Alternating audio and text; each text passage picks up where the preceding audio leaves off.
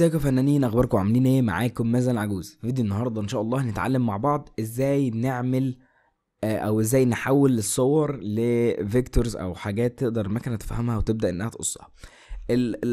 الطريقه بسيطه جدا، وفي اكتر من طريقه تقدر تعمل بيها الموضوع ده. تمام، بس احنا هناخد الحاجات البسيطه خالص، يعني ازاي تعمل الحاجه اللي انت عاوزها بابسط طريقه ممكن. خلينا نبدا على طول، نخش في المفيد ونشوف الطريقه هتبقى ماشيه ازاي. اول حاجه بتعملها بتخش على المتصفح بتاعك. انا فرضا عاوز اعمل مثلا حاجه لكارت فرح، او عايز اعمل حاجه خاصه بعريس وعروسه مثلا. فبكتب ايه؟ بكتب بتحاول بالانجليزي، السيرش يكون بالانجليزي بيكون افضل لك من انك تدور بالعربي. تمام، فهكتب هنا مثلا جروم اند برايد. تمام، هنا بقى بيبدا يظهر لك خلاص. انا مثلا جروم اند برايد، خلاص خلص الفيلم. بتعمل ايه بقى؟ هتلاقي عندك بي ان جي، هتلاقي عندك حاجات كتير، فانت بتكتب اس في جي. حلو كده، كتبنا اس في جي.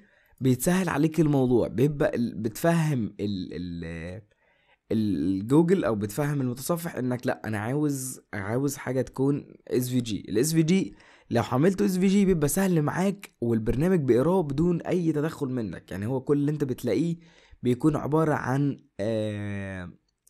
عن خطوط او حاجه زي كده.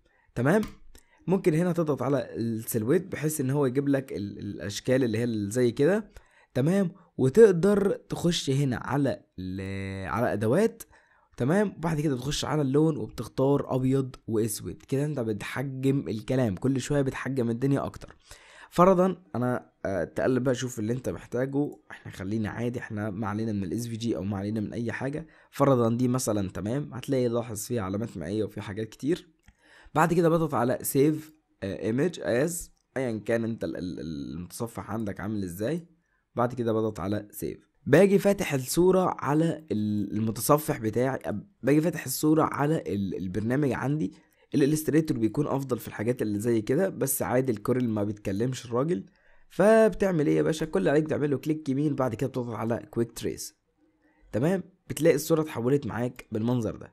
بنبدأ ان احنا نظبط فيها شوية حاجات. اول حاجة طبعا بتلغي الجروب اللي هم فيه، وبعدين بتخش على كالر هنا، وبعد كده بتخليها اوتلاين بس.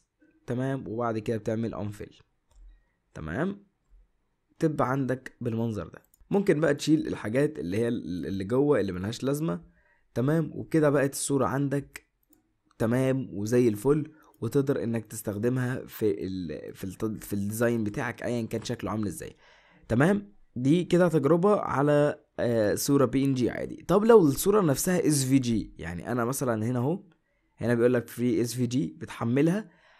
اول ما بتحملها بتبقى نازله لك زي مثلا زي هنحمل مش هنخسر حاجه.